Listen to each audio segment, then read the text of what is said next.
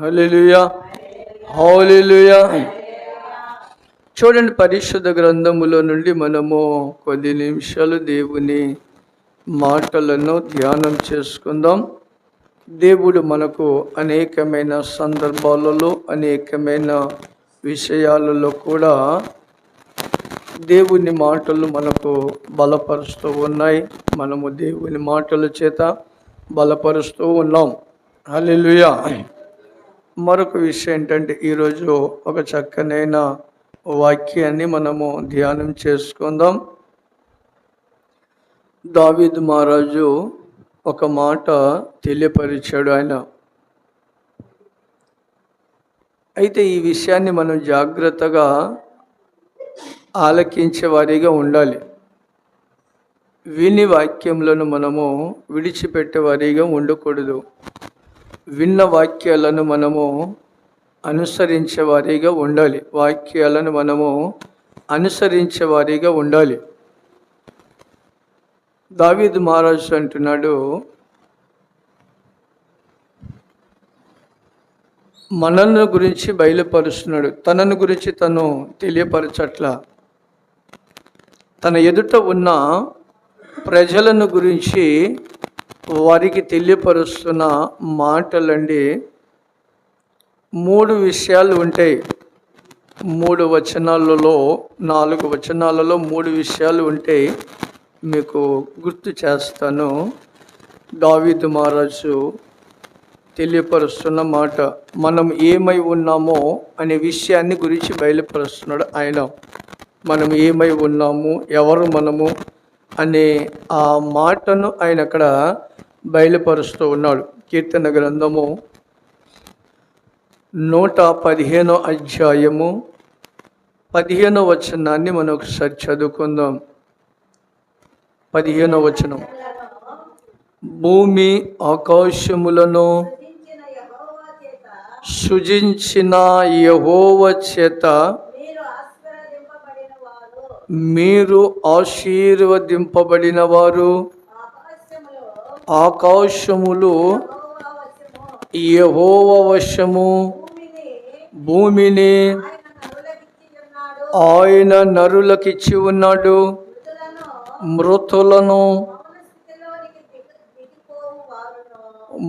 మృతులు మౌన స్థితిలోనికి దిగిపోవునవారు యెహోవాను స్తుతింపరు. మేమైతే ఇది మొదలుకొని నిత్యము యెహోవాను స్తుతించెదము. హల్లెలూయా. చాలు. 3-4 వచనాలలో ప్రాముఖ్యమైన విషయాలు మనకి ఇక్కడ గుర్తు చేస్తున్నాడు దావీదు మహారాజు. మొదటి మాటలో చూడండి, భూమి ఆకాశములను సృజించిన యెహోవా చేత మీరు అన్నాడు ఇక్కడ. హల్లెలూయా. ఎవరంటున్నాడు ఇప్పుడు? మేం అంటున్నాడా, మీరంటున్నాడా? మీరు. మీరు ఎవరు ఇప్పుడు?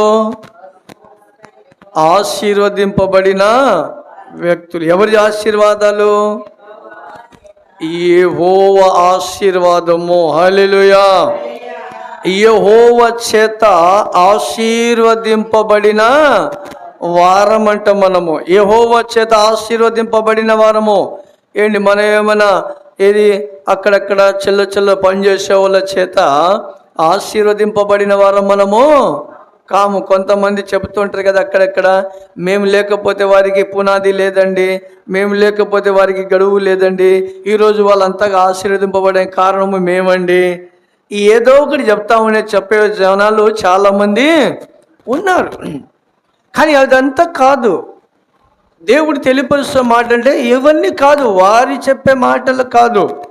ఏంటి, ఇప్పుడు ఒకవేళ వారి మీదే ఆధారపడవచ్చు, మనం వారి మీద ఆధారపడవచ్చు. కానీ పడక మునుపు, వారి మీద ఆధారపడక మునుపు, వాళ్ళు మనకు సహాయం చేసే కన్నా మునుపు ఎవరి చేత ఆశీర్వదింపబడేవారు మనము?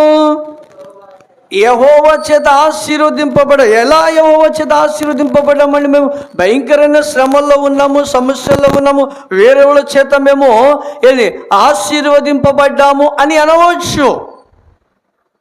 కానీ ఒకటేంటంటే, దేవుడు స్టార్టింగ్ పాయింట్లలో దేవుడు మనకు బహుమానముగా ఇవ్వకపోతే, ఈ భూమి మీదకి మనం రాకపోతే, మనము అంచెలంచెలుగా మన శరీరాన్ని మనము వెదిగేటట్టుగా దేవుడు కృప చూపించకపోతే ఏంటి అవతల వ్యక్తి మనలను ఎలా సహాయం చేస్తాడు? మనం ఉంటే కదా ఆయన సహాయం చేయడానికి. మనం ఉంటే కదా మనకు అవతల వ్యక్తి మనకు సహాయం చేయడానికి, వారి చేత మేము ఆశీర్వదింపబడ్డామని చెప్పడానికి.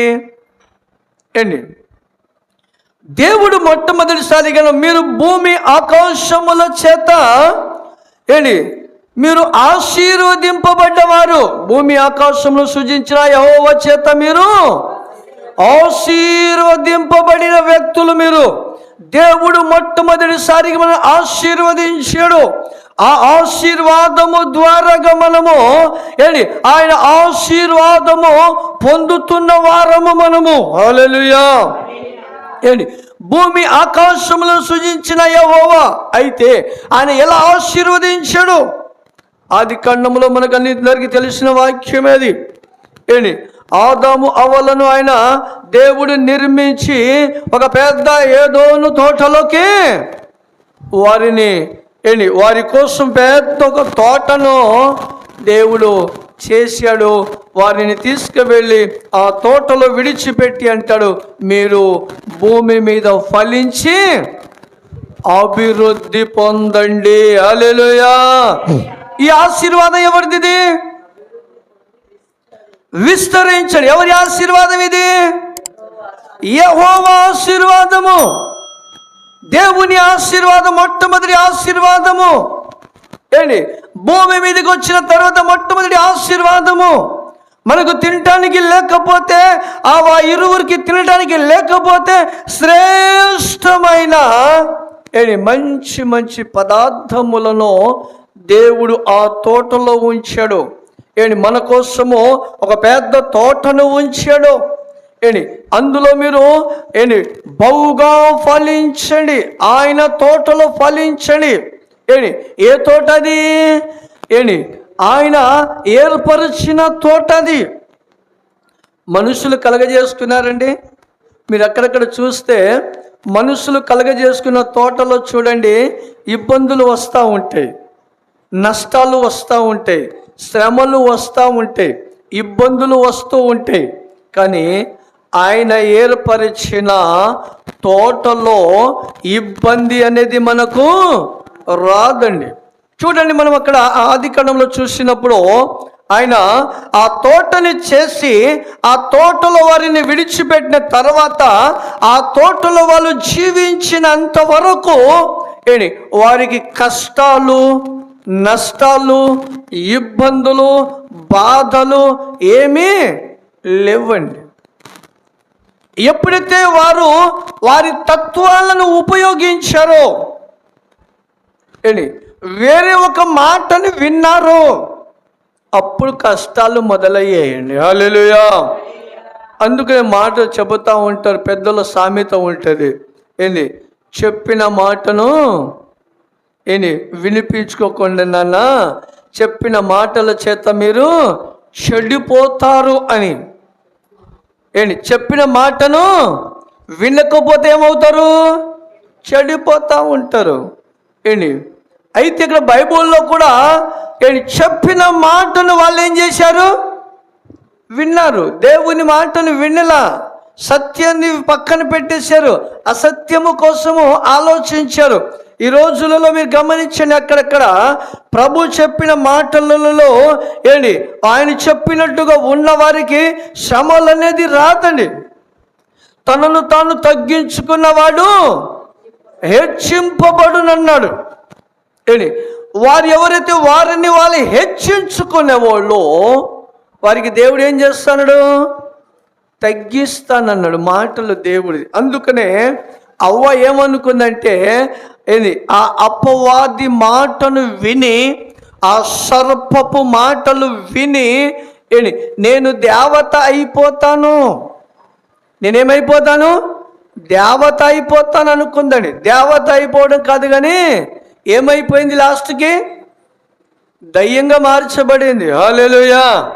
దేవతగా మార్చబడిందండి, దయ్యంగా అయిపోయింది. అందుకని కొంతమంది అంటాడు, నా ఆలోచన నేను ఎంత ఎక్స్పెక్ట్ చేశానండి, బా కానీ ఈ సంవత్సరం భయంకరంగా అయిపోయింది అంటారు కదా. ఎందుకని? దయ్యం మాటలకు లోబడితేనే, దేవుని మాటను వింటే అవదు. నేను ఈ సంవత్సరం ఎంతగా చేసుకోవాలనుకున్నానండి, ఈ సంవత్సరం ఎంత సంపాదించుకోవాలనుకున్నానండి, నేను ఈ సంవత్సరము ఉన్నత స్థానంలోకి వెళ్ళాలనుకున్నానండి అంటారు ఏంటి.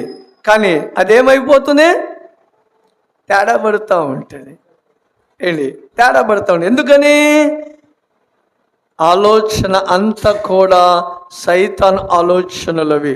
దేవుడు నిన్ను ఏంటి, ఆయన ఆశీర్వదించాడు, ఆయన కృప చూపించాడు, ఆయన మనలను అవకాశాన్ని ఇచ్చాడు.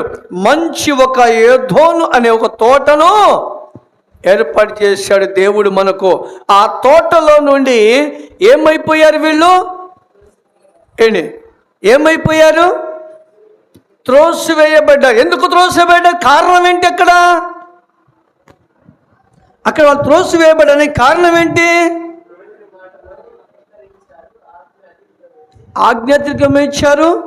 రెండోది వారిలో ఏమొచ్చింది ఏంటి, మేమే దేవత అయిపోవాలనుకున్నారు. హల్లెలూయా. మేమే దేవత అయిపోవాలనుకో, అందరూ నా వైపే చూడాలి, అందరూ నా దగ్గరే రావాలి, అందరూ నన్ను గొప్పగా ఎంచుకోవాలి. అబ్బో ఈ మనుషులంటే ఇలా ఉండాలండి. హల్లెలూయా కదా. ఈ మనుషులంటే ఏంటి, నన్నే చూడాలి. అందుకనే ఎప్పుడు కూడా మనం గ్రహించాల్సిన విషయం ఏంటంటే, మనలో ఉన్న ప్రతి విషయాన్ని బట్టి దేవుణ్ణి చూపించాలి. హల్లెలూయా. దేవుడు మనకిచ్చిన జ్ఞానాన్ని బట్టి మనము అనేకులకి మనము కనబడకూడదు. మనము కనబడ్డామా ఏంది, అక్కడి నుంచి కొద్దిగా దిగజారిపోతూ ఉంటాం మనము కనబడాలని అనుకుంటే.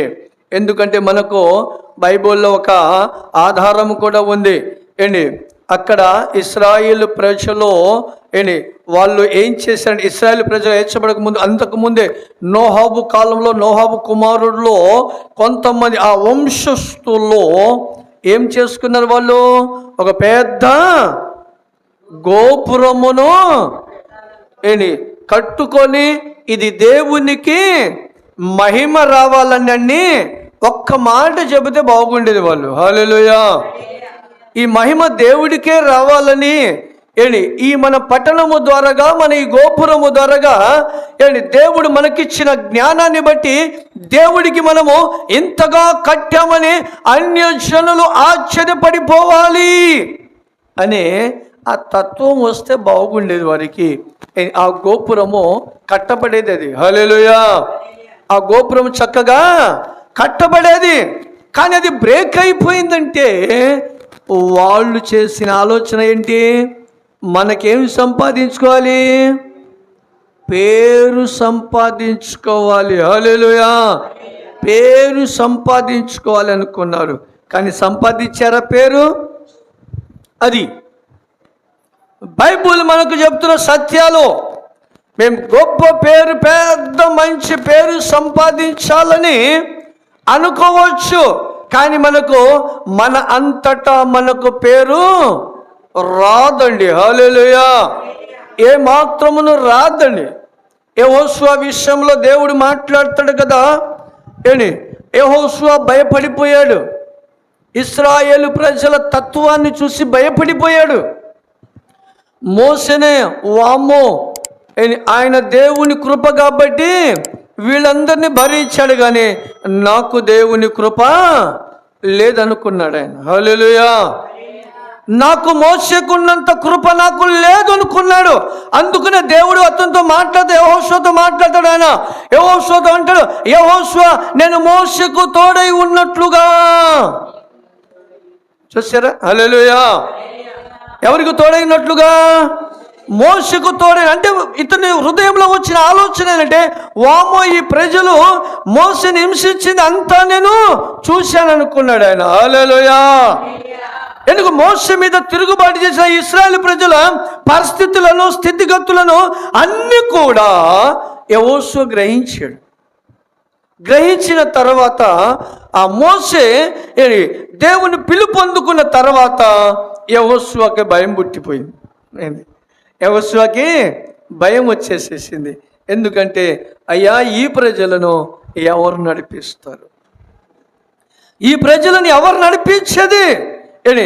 మోసే అయితే నీ కృప పొందిన వ్యక్తి, నాకైతే ఆ కృప లేదు. రెండోది, నాలాంటి వారును మోసే లాంటి వారు ఇంకా ఇక్కడ ఈ ఇశ్రాయేలు ప్రజలను నడిపించే వాళ్ళు ఎవరు లేరు అని భయపడిపోయాడు పాపం.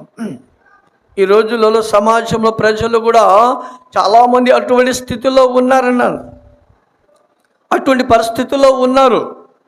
అందుకనే అక్కడ ఆయన అంటున్న మాట ఏంటంటే, నేను మోషకి తోడై ఉన్నట్లుగా నీకును. హల్లెలూయా, హల్లెలూయా.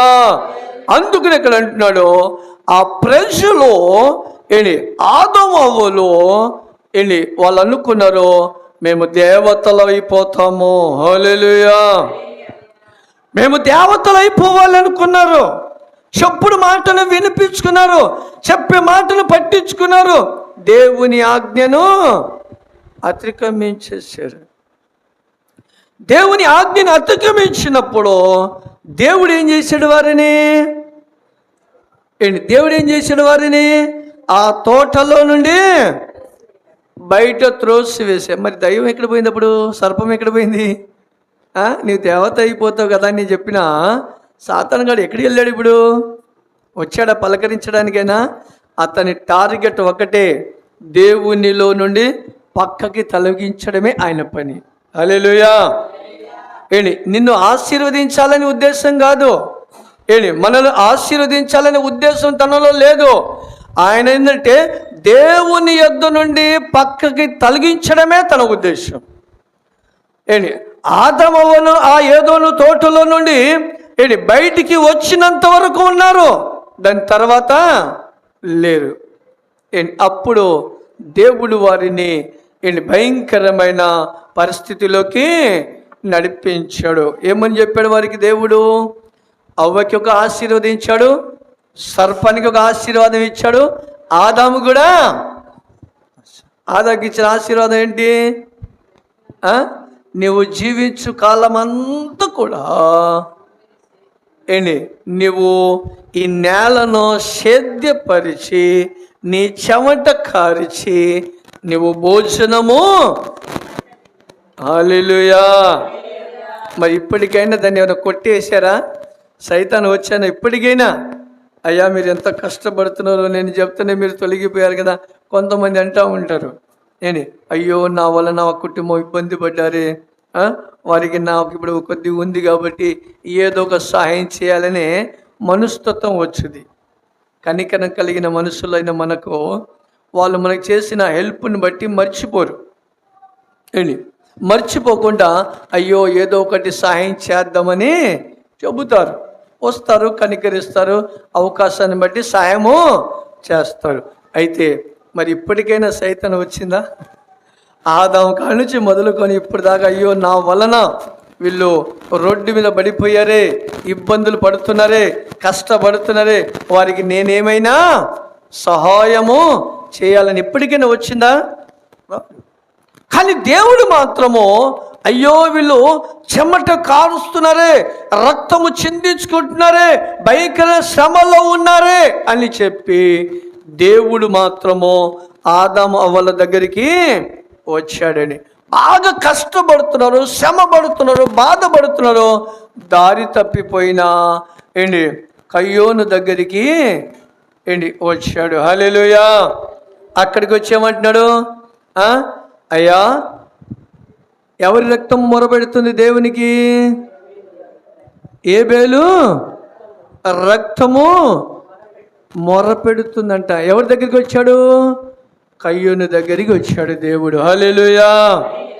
ఏంటి ఏబేల్ దగ్గరికి వెళ్ళా, గమనించి ఏబేల్ దగ్గరికి వెళ్ళా, కయ్యూని దగ్గరికి వచ్చాడు. వచ్చి ఏమంటున్నాడు? ఏంటి నీ తమ్ముడైనా ఏబేలు ఎక్కడా? హల్లెలూయా.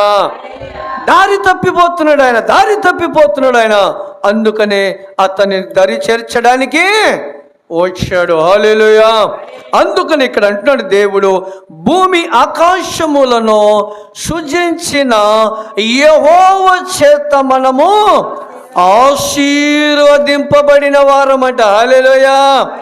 ఆయన చేత మనము ఆశీర్వదింపబడిన మనముకో ఒక చక్కని ఒక మాట ఉందండి. యేసు ప్రభు సువార్త ప్రకటిస్తూ ఉన్నప్పుడు అనేకమైన అద్భుతాలు చేశాడు దేవుడు, అనేకమైన ఆశ్చర్యకార్యాలు చేస్తూ ఉన్నాడు యేసు ప్రభు. అప్పుడు కొంతమంది శిష్యులను తన దగ్గరికి పిలుచుకొని ప్రభు అడుగుతాడు, అయ్యా ఇదిగో నా గురించి ఈ ప్రజలు ఏమనుకుంటున్నారు, నా గురించి ఈ ప్రజలు ఏమనుకుంటున్నారు అని బయలుపరిచినప్పుడు, అయ్యా నిన్ను గురించి కొంతమంది ఏంటి యోహాను ప్రవక్త అనుకుంటున్నారు, మోసే అనుకుంటున్నారు, ఏలి అనుకుంటున్నారు, రకరకాలుగా ఏంటి మన ప్రవక్తల పేర్లను వాళ్ళు ఎంచుకుంటూ ఉన్నారయ్యా అన్నారు. హల్లెలూయా. ప్రవక్తల పేర్లను చెప్పుకుంటూ ఉన్నారయ్యా, ఆయనే నీవని అనుకుంటున్నారయ్యా అని ఆ పేతురు ఏంటి చెబుతాడు. అప్పుడు పేతుర్ని అడుగుతాడు, అయ్యా మరి నీవేమనుకుంటున్నావు? వాళ్ళైతే అలా అనుకున్నావు, మంచిదే, మరి దేవుని కుమారుడవైన క్రీస్తువు అని నేను అనుకుంటున్నాను అన్నాడు. హల్లెలూయా. వాళ్ళేమనుకున్నారు? ప్రవక్తలను చెబుతూ ఉన్నారు.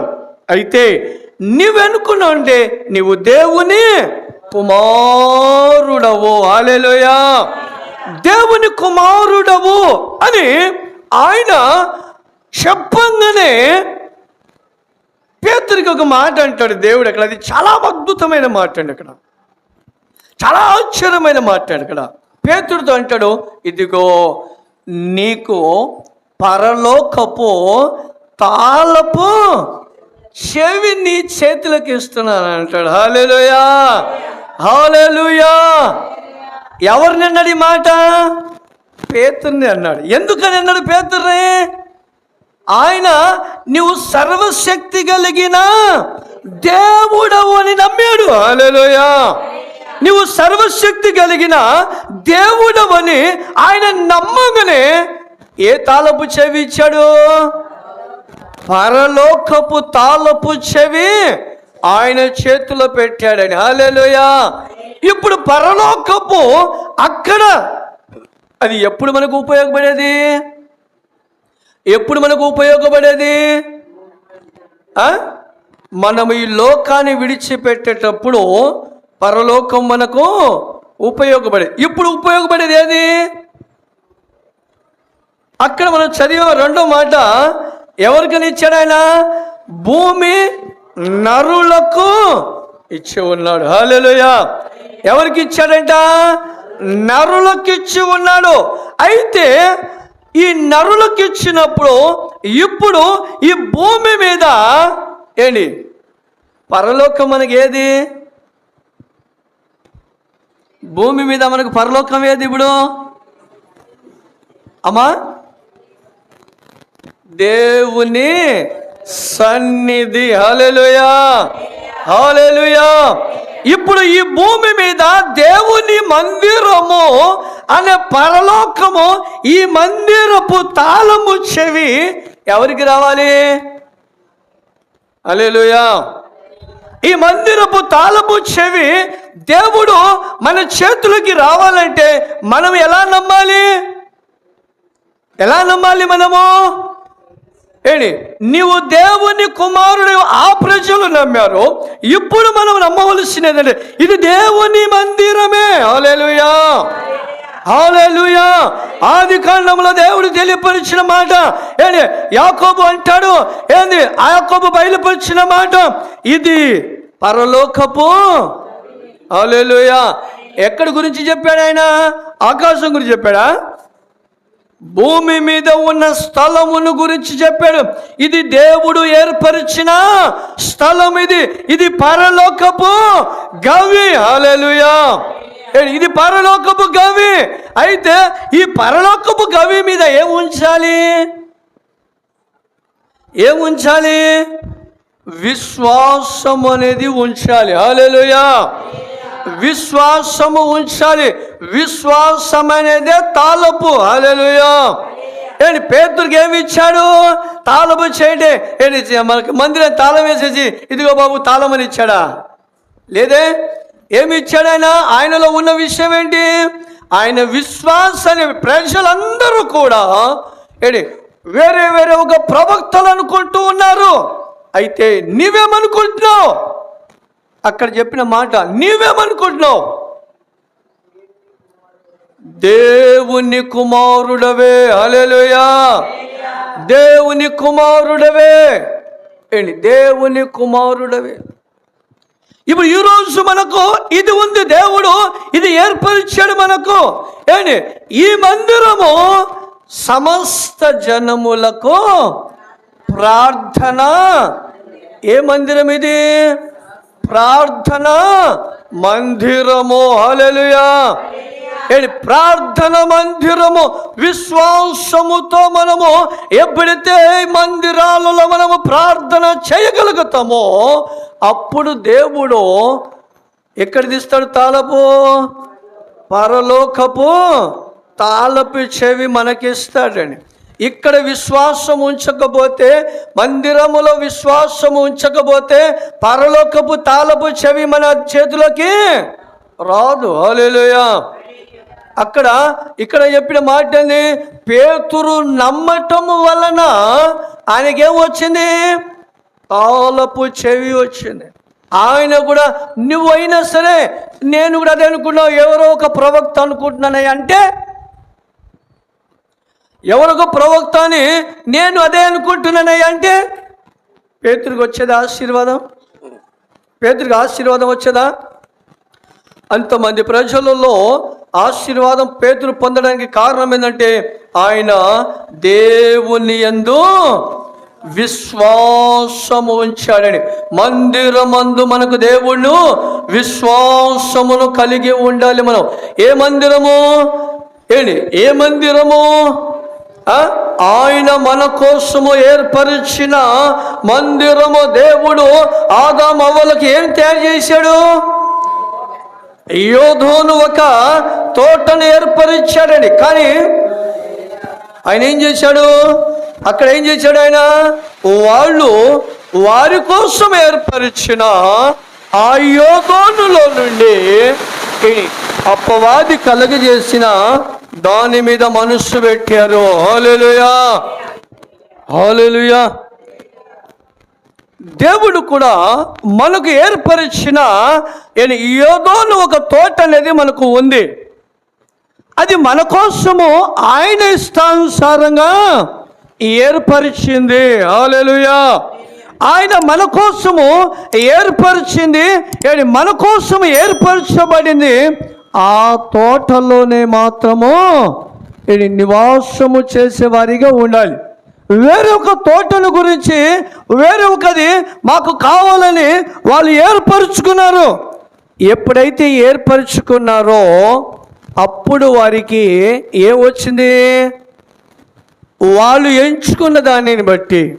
అందుకని పెద్దోళ్ళు సామెత చెప్తారు. ఆ మాట నాకు చాలా బలపరుస్తూ ఉంటుంది మాట. పెద్దోళ్ళు చెప్పే మాట కొన్ని బైబిల్ పూర్వకంగా ఉంటే నేను గడపలో ఉన్నంత వరకంట వారికి ఏది ఇబ్బంది రాదు. గడప దాటితే అన్ని ఇబ్బందులు, కష్టాలు, నష్టాలు అన్నీ ఏది ఆ గడపలో ఉన్నంత వరకు ఏది ఇబ్బంది ఉండదు.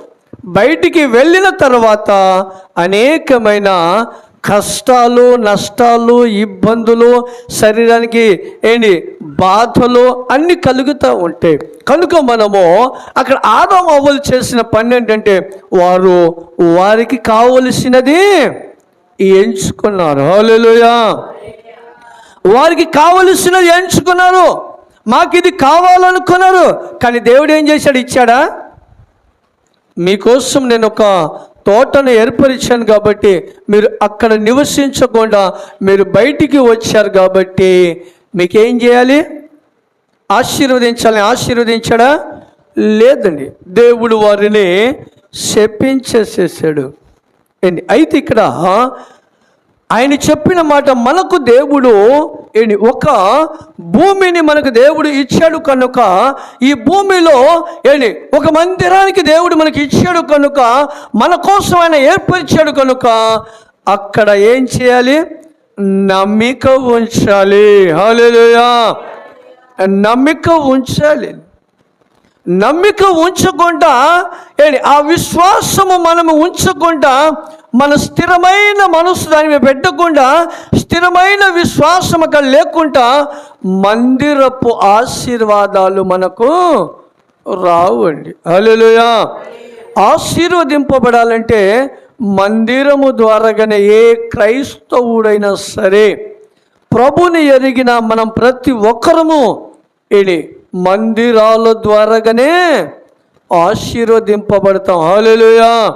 ఎందుకంటే ప్రభు చెప్పిన మాట ఏంటంటే, నా ద్వారాగానే మీరు పరలోకంలోకి ప్రవేశిస్తారు. ప్రభు ద్వారాగా. ఆ రోజులో ఆయన ఉన్నాడు, శరీరరీతిగా ఉన్నాడు కనుక ఆయన ఆ మాట ఆ ప్రజలకు చెప్పాడు. ఇప్పుడు మనకు చెప్తున్న మాట ఏంటంటే, ఆయన మనకిచ్చింది ఏంటంటే పరిశుద్ధాత్మను మనకు దేవుడు ఇచ్చాడు. పరిశుద్ధాత్మ ఆదరణ కలుగ చేసే ఆ ఆత్మ మనకి ఇచ్చాడు కనుక ఆ ఆత్మ ఎక్కడ నివసిస్తుంది?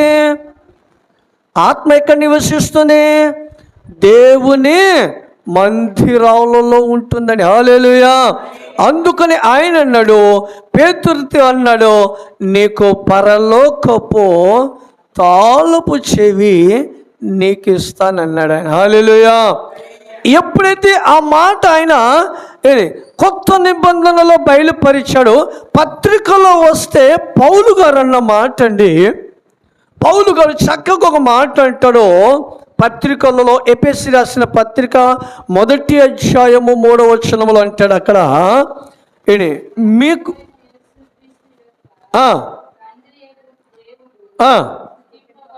స్తుతింపబడును గాక ఆయన క్రీస్తునందు. చూడండి, పరలోక విషయములో ఆత్మ సంబంధమైన ప్రతి ఆశీర్వాదమును మనకు అనుగ్రహించను. హల్లెలూయా. ఎటువంటి ఆశీర్వాదం అంటది? ఆత్మ సంబంధమైన. ఎక్కడి నుంచి వచ్చేది? పరలోకము నుండి వచ్చేది. అందుకనే పేతురుతో అన్నాడు, పరలోకము తాళపు చెవి నీకు ఇస్తున్నాను. అధికారము. పేతురుకి అధికారం ఇచ్చాడు. ఆయన ఎప్పుడైతే ఆయన యందు విశ్వాసం ఉంచాడో, పేతురు ప్రసంగము చేయంగానే ఒక్క ప్రసంగములో ఎంతమంది బాప్తిసం పొందారు? హల్లెలూయా. ఒక్క ప్రసంగములో 3000 మంది రక్షణ పొందారండి. ఎందుకని? పేతురులో ఉన్న విశ్వాసము. హల్లెలూయా. పేతురులో ఉన్న విశ్వాసము. ఆయన దేవుని యందు అంతగా ఆసక్తి కలిగి ఉన్నాడు పేతురు. అంత ఆసక్తి కలిగి ఉన్నాడు పేతురు. అందుకని మరో చోట పేతురుని గురించి ఏంటంటే, పేతురు నీడబడితేనే స్వస్థతలు వచ్చాయంట. హల్లెలూయా. అంత ఆశీర్వాదము పొందడానికి కారణము ఒకే ఒక మాట. దేవుడు అడిగిన ప్రశ్నకి సరైన సమాధానం ఇచ్చాడు. హల్లెలూయా. ఈరోజు మనం సమాధానం ఇవ్వగలుగుతామా? ఈరోజు మనం ఈ సమాధానం ఆయనకి ఇవ్వగలుగుతామా? దేవుడు రేపు వచ్చినప్పుడు ఆయనకి మనం ఈ సమాధానం ఇవ్వగలుగుతామా? అయ్యా నీవు ఏంటి నిజమైన దేవుడు మా కోసము మందిరాన్ని ఇచ్చాడు, ఈ మందిరం ఎందేమేమో ఏంటి విశ్వాసము కలిగి ఉన్నామని దేవునికి మనము ఈ సాక్ష్యం ఇవ్వగలుగుతామా? పేతురు అంతగా ఆశీర్వదింపబడడానికి కారణం అక్కడది ఏంటి? మొదటి మాటగా ఏంటి, మనం ఎప్పుడైతే అక్కడ ఆయన ఇచ్చిన మనకు అవకాశములలో మనము విశ్వాసము కలిగి ఉండాలండి, విశ్వాసము కలిగి ఉండాలి. అప్పుడే దేవుడు ఏంటి ఆకాశపు ఏంటి తాళపు చెవి మనకు ఇస్తాడు. ఇంకొక మాట అంటారు, ఇప్పుడు ఇక్కడ మన ఎపిఎస్ రాసిన పత్రికలు మనం చదివినప్పుడు ఆత్మ సంబంధమైన ప్రతి ఆశీర్వాదము మనకిస్తాడు. ఒకటి ఆత్మ సంబంధమే, శరీర సంబంధమైనది కూడా కావాలి కదా. మరి దేవుడు నరులకు ఏమి ఇచ్చాడన్నాడు? ఈ భూమి నరులకు ఇచ్చి ఉన్నాడని అక్కడ రెండో మాట మనకు కనబడుతుంది. ఏంటి? నరులకు ఏమి ఇచ్చాడు? భూమి ఇచ్చాడు. ఈ భూమి మీద నరులు ఏం చేయాలి? ఆశీర్వదింపబడాలి, భూమి మీద ఆశీర్వదింపబడాలి. అంటే మలాకి గ్రంథంలో మనకు తెలిసిన మాట ఇక్కడ ఏంటి, అక్కడ ప్రభు వాడే మాట ఏంటంటే, నీవు నాది నాకిచ్చి నన్ను శోధించుము. ఏమన్నాడు ఆయన? నాది నాకిచ్చి నన్ను శోధించుము. నువ్వు ఎప్పుడైతే నువ్వు శోధించగలుగుతావో ఏంటి, నువ్వు నన్ను ఎలాగైతే నువ్వు అంతగా శోధించావనుకో, రెండు పనులునే ఎక్కడ ఏంటి, రెండు విషయాలు ఉన్నాయి అక్కడ. ఒకటేమో అక్కడేమో ముందు ఈ ఆకాశపు వాక్యలు విప్పకం ముందు రెండు విషయాలు మనకు కనబడతాయి అక్కడ. ఒకటి, నాది నాకిచ్చి, నా మందిరంలో ఏముండాలి? ఆహారము ఉండునట్లు 10వ భాగం అంతయు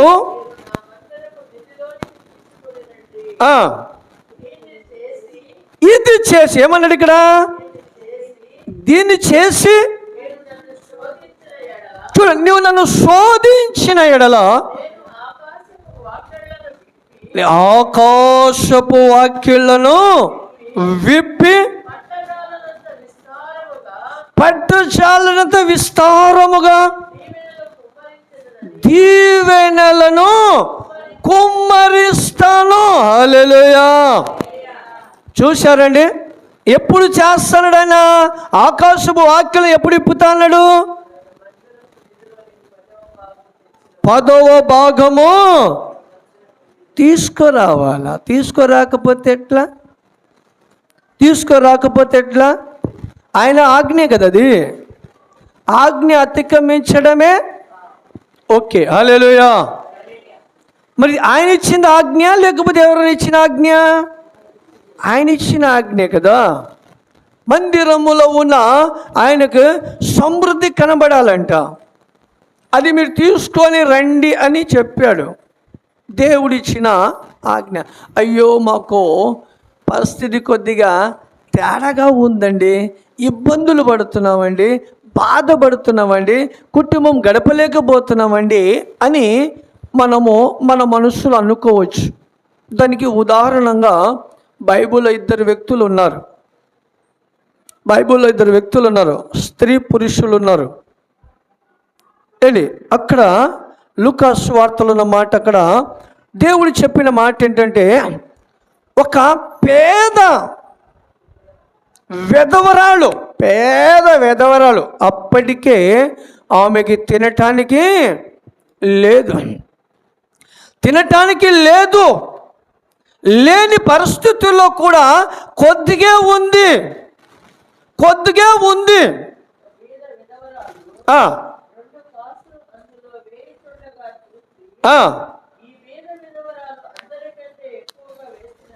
ఈ పేద విధవరాలు అందరికంటే ఎక్కువ వేసినని మీతో నిజముగా చెప్పుచున్నాను. వారందరూ వారికి కలిగిన సమృద్ధిలో నుండి కానుకలు వేసాను, కానీ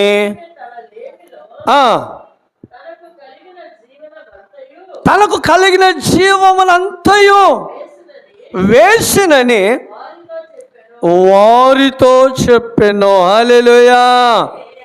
ఇప్పుడు గమనించండి, ఎవరు దేవుని చేత ఆశీర్వదింపబడిన వారు? ఇప్పుడు ప్రభుకి ఈ మీద కూడా లేదని తెలియదా? ఏంటి, ఆమె కూడా నేను పేద స్థితిలో ఉన్నా అని ఆమెకి తెలియదా? ఆమెకి తెలియదా? ప్రభుకి తెలియదా? ఏంటి, రెండు తెలుసు. ఆమెకు తెలుసు నేను పేద స్థితిలో ఉన్నానని, ప్రభుకు తెలుసు ఆమె పేద స్థితిలో ఉందని. దేవుడు ఎవరైతే వారికి కలిగిన వాటిలో వేసిన దానికంటే ఈమె ఎక్కువగా ప్రభు దృష్టిలో పడిందండి. హల్లెలూయా, హల్లెలూయా. ప్రభు దృష్టిలో ఎక్కువగా ఆశీర్వదింపబడినామా. మనకు ఉండవచ్చు పరిస్థితులు కాదనట్ల, కానీ మన దేవుని ఆశీర్వాదాన్ని ఎక్కువగా పొందడానికి నీకు కలిగిన వాటిలో దేవుడు నీకు ఇచ్చిన వాటిలో ఇవ్వటానికి ప్రయత్నం చేయి. ఇచ్చినప్పుడు కూడా దేవుడు ఇచ్చినప్పుడు కూడా సామెతల గ్రంథంలో ఒక చక్కని మాట ఏంటంటే, నువ్వు ఆశీర్వదింపబడే కొలది ఇంకా నువ్వు దేవుడికి ఇవ్వమని ఉంది. నువ్వు ఆశీర్వదింపబడే కొలది ఇంకా ఇవ్వమని ఉంది. అంతవరకు ఆగిపోమని లేదు అక్కడ. దేవుని ఆజ్ఞ అది. ఆకాశపు వాక్యలు విప్పబడాలి. ఆకాశపు వాక్యలు విప్పబడాలి అంటే నీవు అది చేయాలి. చేస్తే దేవుడు నిన్ను ఆశీర్వదిస్తాడు. చెయ్యకుంటే ఆశీర్వాదాలు వస్తాయా? నేను చెప్పను, మీరు అర్థం చేసుకోవాలి. హల్లెలూయా. నేను చెప్పను, మీరు అర్థం చేసుకోవాలి. అది అమ్మో వాక్యం ఇలా ఉంది కదా అని. ఇది ఒకటి. రెండు విషయాలు చెప్పాను నేను. ఏ విషయాలు చెప్పాను?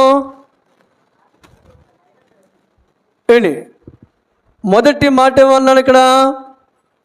భూమి ఆకాశముల చేత మనము ఆశీర్వదింపబడిన మనము మనలో విశ్వాసము ద్వారాగా మనము దేవుని ఆశీర్వాదాలు మనకు వస్తాయి. విశ్వాసము ద్వారాగానే తాళపు చెవి మనకు చేతులకు వస్తాయి. హల్లెలూయా.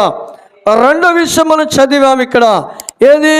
అదే ఆకాశపు వాక్యులు విప్పబడడానికి దేవుడిచ్చిన ఆజ్ఞ మలాకి గ్రంథములోది చేయాలి. మూడో విషయం గమనించది, ఇంకా ఇంపార్టెంట్ అయింది నాన్న. మూడో విషయం ఇంకా ఇంపార్టెంట్ అయింది. ఇది కింద ఏమన్నా చూడండి. అదే భూమిని ఆయన నరులకిచ్చి ఉన్నాడు, మృతులను మౌన స్థితిలోకి దిగిపోవారు. ఒక్క నిమిషం ఆగింది ఇక్కడ. మృతులు ఎవరు? మృతులు ఏమై ఉన్నారు? మౌన స్థితిలో. వాక్యాన్ని చూపిస్తా, వివరిస్తాను, అర్థం చేసుకోవాలా. మృతులు మౌన స్థితిలోకి వెళ్ళిపోతారు. కింద ఇంకొక మాట అన్నాడు ఆయన, యెహోవాను ఎవరు స్తుతిస్తారు? మృతుల? సజీవులు ఆయనను స్తుతించేవాళ్ళు ఎవరు? ఇప్పుడు సజీవులు. స్తుతించేవాళ్ళు ఎవరు? సజీవులు. ఇప్పుడు స్తుతించని వారు,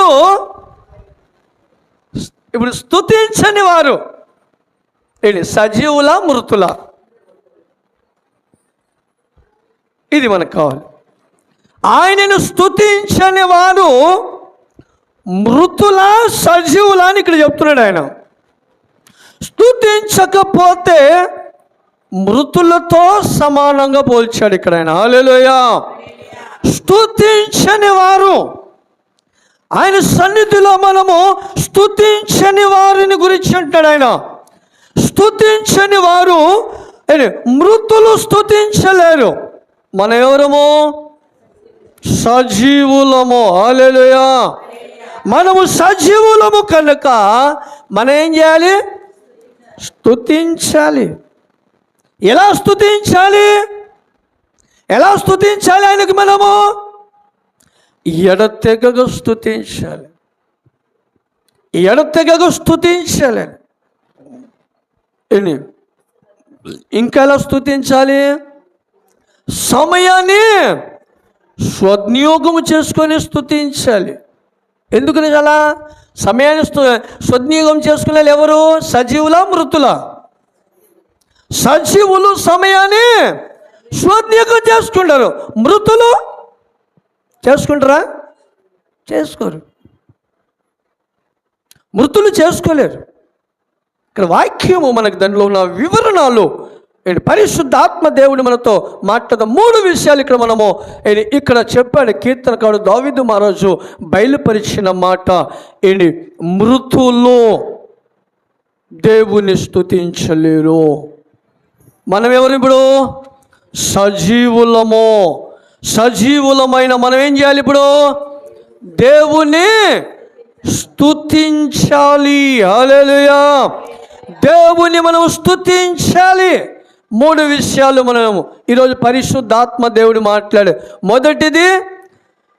మొదటిది మందిరము యందు విశ్వాసము ఉంచాలి. పేతురు అన్నాడు, నీవేమనుకుంటున్నావు? దేవుని కుమారుడివి. మందిరము ఎవరిది? దేవునిది అని విశ్వాసము ఉంచాలి. హల్లెలూయా. మందిరము దేవునిది. దేవుని యందు, మందిరము యందు, మందిరములోకి, మందిరం విషయంలో విశ్వసించాలి. ఇది ఒకటిది. రెండోది ఎప్పుడైతే మనము మందిరమందు విశ్వాసము ఉంచగలుగుతామో ఆత్మ సంబంధమైన ప్రతి ఆశీర్వాదము మనకు కలుగుతుంది. ఆత్మలో మనము వర్ధిల్లుతూ ఉంటాం. ఆత్మలో వర్ధిల్లుతూ ఉంటాము. ఎవరైనా చూసినా కానీ మనకు అబ్బో భయంకరమైన మనుషులు వాళ్ళు, దేవుని చేత ఆశీర్వదింపబడిన వ్యక్తులు వాళ్ళు. ఇది ఆశీర్వాదము.